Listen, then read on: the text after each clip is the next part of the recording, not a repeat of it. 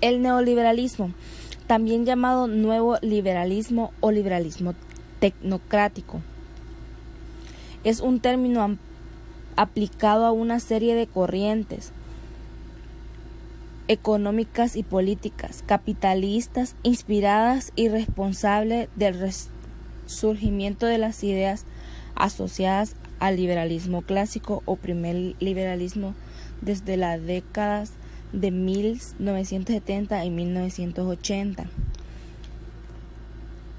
Para el neoliberalismo, el Estado debería cumplir únicamente sus funciones fundamentales como organismos regente en la organización de la sociedad, de modo que se opone a su intervención en el funcionamiento de la economía para así mantener a raya las regulaciones e impuestos al comercio y las finanzas. Esta doctrina favorece la privatización de empresas y servicios que estaban en manos del sector público bajo la premisa de que el sector privado es más eficiente.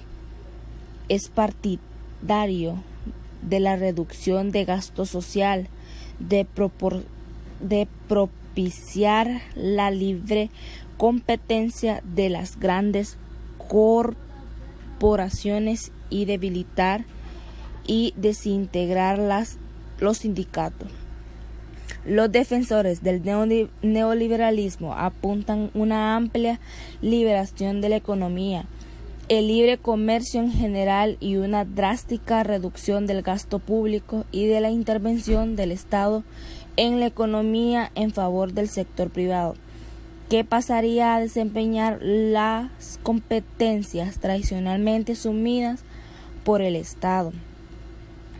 Más concretamente, ese sector privado, conformado principalmente por consumidores y empresarios, serían en el caso de estos últimos quienes podrían pasar a desempeñar roles que en determinados países asume y financia el Estado con impuestos de contribuyentes. Sin embargo, el uso y definición del término ha ido evolucionando en las últimas décadas y no hay un criterio unificado para determinar qué es un neoliberalismo. No hay ningún economista actual que se considere neoliberal.